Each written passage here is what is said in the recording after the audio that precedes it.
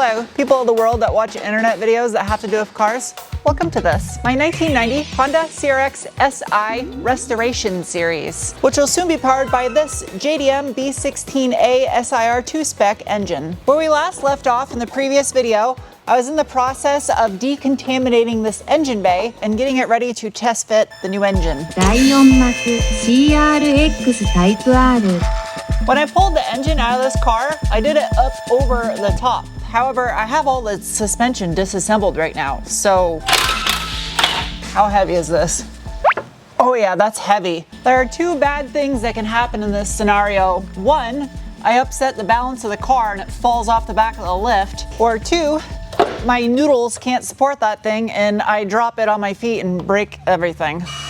I pigeon-shoed myself in here. Oh shit. Maybe this will offset the weight difference. I've had some pretty dumb ideas in my life, but this one is dumb and also I think might work. I mean, it weighs almost the same. What holds the steering rack to the steering column? I think there's a bolt that attaches the steering rack to the steering column. As there should be. This is one of those moments where I really wish I had a dealer level Honda factory service manual for this thing. Pretty sure I gotta disconnect it from the steering column. There has to be a bolt. You see this little housing? Well, underneath it is just rubber that connects it directly to the steering rack. There's no hardware right here and there's no way to access anything from outside the car. So I thought, well, maybe just the subframe itself being bolted to the bottom of the car is what kept those two assemblies together, but that'd be a terrible design. Okay, ouch. Oh, it smells good in here. Oh, that's neat. The carpet Velcros. Aw, I like the factory carpet. I'm gonna be sad to have to put aftermarket carpet in here. I'm sorry you can't see what I'm doing right now, but it's kind of hard to shove a camera up under here. Oh, there's a little plastic snapperdoodle that goes over it. I gotta get a wrench. I'll show you what I did. Come here. So there's this neat little plastic cover that's got some little rings around it that you just pop off, and then it's filleted like a shrimp tail. And you just pull the shrimp tail off, and then the column is underneath there, and there's a 10 mil bolt that holds it on. Hopefully I can do this without rotating the steering wheel because I don't have the keys. I mean, I have the keys, but I don't physically have them right now. There's zero corrosion under here. All the bare steel is still perfect. I love that. See if I can get the camera up in there for you. This is really hard to do. Ugh. You know when you watch those YouTube videos as a tutorial because you're about to work on something on a car and the person's filming it with a potato and they have the camera operating skills of a grape? Well, that's pretty much what I'm doing right now, and I deeply apologize, but this is a fucking treat. So you can see I already got the upper bolt out. Now I'm gonna get the lower bolt out and that will completely free it up to drop. Whoever said that having long nails makes it hard to work on cars, I'm only doing this right now because I have long nails. I can't reach the bolt with my fingertips, but my nails are grabbing the heads of the bolt, and because they're hard, they're able to turn it. That bolt is free. That's a gorgeous bolt. It's in great shape. I'm kind of pop this plastic up into place. I don't want it to deform. And move you. Reposition camera. The thought process behind why I'm doing this is something I learned when I worked on the MR2 as well as my Audi TT, in that it is actually a lot easier.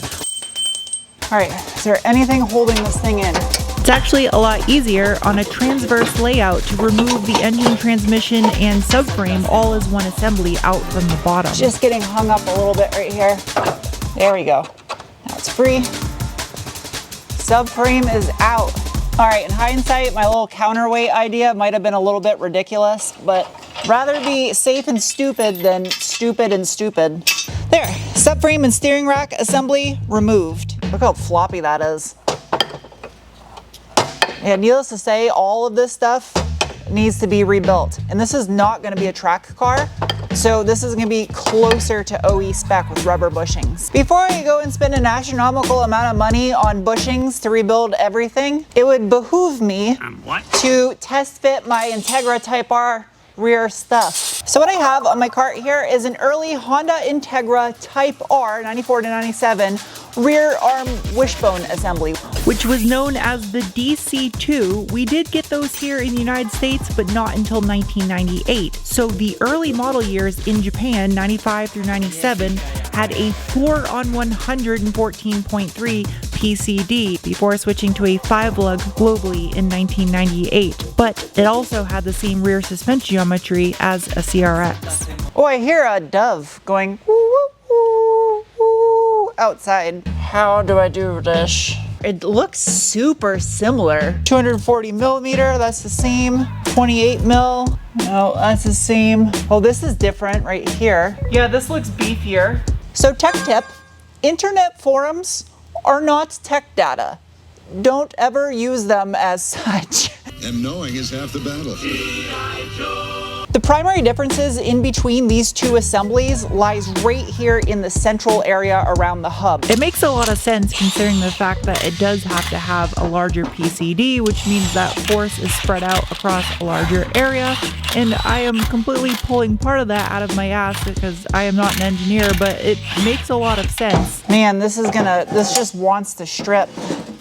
I'm sorry, but the engineer that decided this should be a Torx bit should be fired. Part of me wanted to swap just the hub assembly over to the rear trailing arm from the CRX so I could retain the original part, just because it had a little plastic brake cooling duct on the CRX but not the Integra. Hey! But I started to notice there's actually a lot of structural improvements on the Integra part. Drum off. It's looking a little crusty. Try to take this dust shield off, but I don't really think it's gonna help me. Well, of course that thing doesn't want to come off either.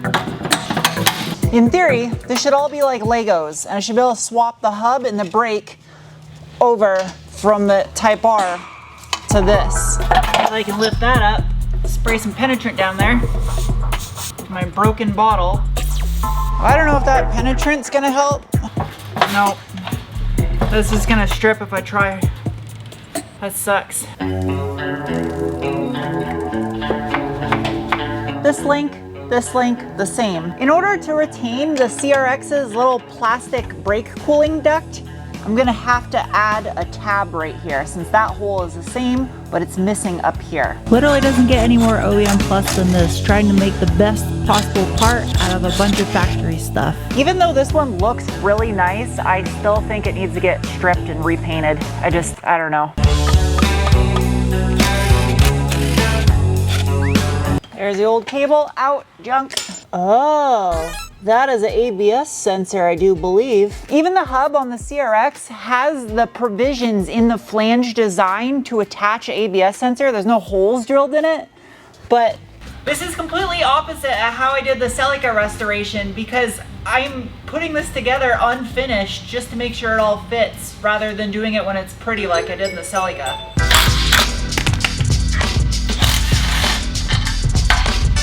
I haven't decided if I'm gonna paint or powder coat these. From the factory, they're painted, but I don't live in a salty climate and I feel powder coating will be stronger. Basically, I'm getting all the tedious stuff knocked out first, which should make this get more and more fun as time goes on. Integra Type R suspension test fit.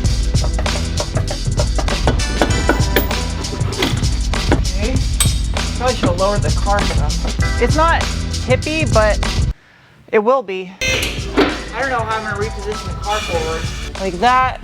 I don't know if this is gonna work. I hope this works. Okay, starting to drop onto the cart.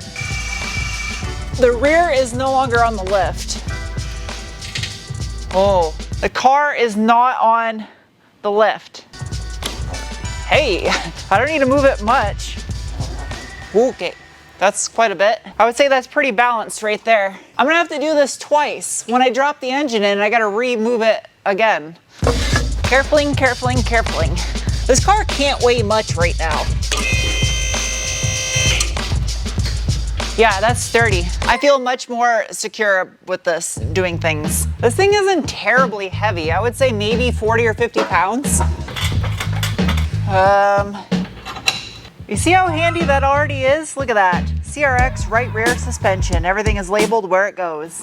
Now there's another benefit that I haven't really spoke on yet with doing this rear suspension upgrade to that of a DC2 Integra Type R, and that is it opens the door up for even further rear brake upgrades, which I'm not going to get to in this video, but it is something that is coming very soon.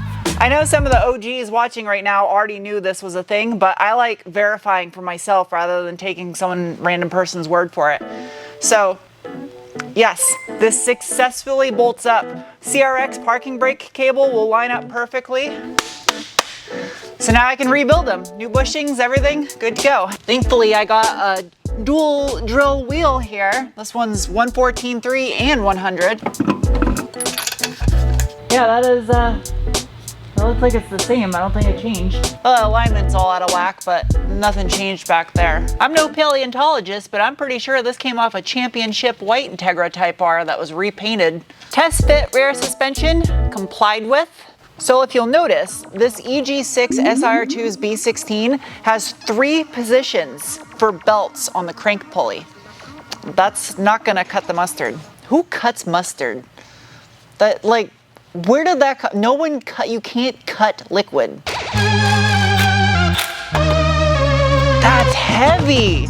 Man, is that heavy. What I have in this little bag is special. Custom. I imagine I gotta use the factory bolts, but this is a custom AC compressor bracket. Yeah, it weighs a little bit less, not drastically. Oh, I'm gonna need different bolts, I bet, though. I don't want to use aftermarket bolts. They're garbage. I guess it's a good thing that I'm buying a bunch of extra OEM Honda stuff because it comes with hardware. Bag for the rear hardware. That's a Toyota bolt. I have 4 Toyota bolts. I think these will work. They're not genuine Honda, but they are from Japan. I mean, these do look shockingly close to a Honda OEM bolt. It's the following day, and if you like Lego-like part interchangeability between models of vehicles from the same manufacturer, this is gonna be up your alley. Technically, Integra Type R suspension will bolt up to this car up front. However, it will change the geometry and lengthen the overall height of the suspension, which you could compensate with a coilover, but that's just janky. Come on, there we go.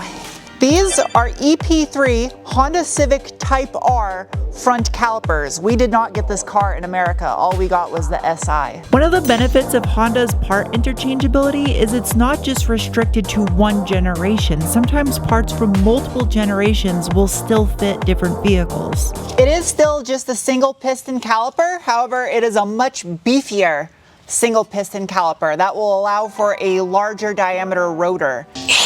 Well, what you gotta remember is these cars weigh just a hair over 2,000 pounds, and this is not a track build, so you don't need a ton for braking. This will be a massive upgrade. I should probably unbolt this and not hang it from the car like this, but... Test fitting the calipers is only part of the equation because there's actually a lot more things that come into play when making an OEM Plus big brake kit for these cars.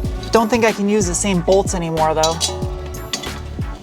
Maybe? So that right there is a Civic Type R EP3 caliper bolted directly up to the CRX knuckle. It physically fits, but it obviously is going to create some rotor clearance issues, also the hub too. The whole reason why I'm doing this is not just for a brake upgrade, but because I'm building a replica of the car I had in high school, which I had a knockoff set of a very high-end wheel known as the Meghan MF8. But they are 4 on 114.3 because they are early Integra Type R spec. Okay, these are heavy. Luckily for me, I have a set of front brakes. Early Integra Type R front caliper and rotor. CRX rotor. Look how small the rotor is. There's another caliper I have. Fuck nuts. There you go. Well, wheel bearing feels nice. I wonder if I could reuse this hub, but with the CRX bearing. 43.5 millimeter, 48.5 mil. There's 5 millimeter difference. This isn't gonna work obviously because it's 114.3. Only one way to tell is to use this on the Integra knuckle. DC2 caliper, EP3 caliper. As you can see, dimensionally they are the same. I think it's almost the same caliper. Mounting flange to mounting flange. 59.5. Flange to mounting flange on 89. A lot of this data was available on the internet and I read it before purchasing the parts, but I just like to verify myself just because the internet's stupid. The difference is to accommodate for the wider rotor. Obviously I want to retain the factory CRX knuckle, so a scrub radius and a track width remains the same. With these both bolted to the same flange, it comes back towards the pot by about 5 mil. Oh yeah, that's not coming out that hard at all. I thought it would be a lot harder considering how rusty this is. Bearing removed. It's another day, another part removed, kind of. The bearing came apart and now I got part of it stuck to the hub, so that's fun. I gotta cut that off, but hey, at least fish don't have feet. The inner surface, which the bearing rides on the CRX, is 38 millimeter, and this Integra 96 ITR 43, give or take a little bit of grease. So in order to press this hub onto the CRX's knuckle, it will require machining this thing down from 43 to 38 millimeter to utilize a CRX wheel bearing. The only question is offset difference. Initially, my plan for all this was to re-drill the factory CRX hubs out to 114.3, but then I realized there wasn't enough meat to actually do that, so I started looking into using the hubs from the Integra and just swapping them over. Oh shit. And that started to come with its own set of unique challenges that I was discovering would make it equally as difficult. I see why. Just barely doesn't fit. Oh yeah, I think that's better. There we go. DC2 early ITR hub, CRX hub. They're both stripped, measured 40 millimeters. The same. That and that is the same disc. I have a machina cobbler here because I'm perplexed by the situation and I don't feel machining that much material off of this may be the best solution. And the extra 5 mil in offset is because the rotor is wider, so it physically has to push it out further. Right, they made that hub offset to get it into the rotor again. Yeah, 38 mil bearing, 43 mil bearing. So you're gonna have to take 5 mil off the diameter of this to get to the size of that to go in the bearing. So then this piece here becomes substantially weaker. Like the whole thing is beefier. The wheel flange is thicker. This bevel where it transitions is fatter. This is bigger. Like they beefed it up for a reason. However, those of you that know EF generation Hondas right now know that there is a solution, and that solution is a 2-year model only 9091 Civic EX sedan. It was the only US model Honda to come from the factory with essentially a factory big brake kit, a 10.2 inch rotor. Also, ironically, I did a little bit of digging around and I do believe the CRX SIR that we didn't get here in the States that came with this engine actually utilized that same hub and brake. So I found a set. They're very expensive, but I bought them, and that will keep the geometry the same and allow me to run a bigger brake without screwing up anything, offsets, anything. When her new hubs arrive, they're gonna have the smaller bolt pattern, so we'll just clock it and then I'll re-drill for new lug studs that are the correct bolt pattern. That's the easiest conversion. So now I know that the rears are good to go. I have the solution for the fronts. The next step is engine, which should be the last of the test fitting for the entire project. And if you guys like what you see here and would like to help support this channel, which is completely optional, feel free to check out my website, sarentuned.com, where you can purchase RoboBubble detailing products, as well as these little stuffed weirdos that are lurking around my shop. Bye.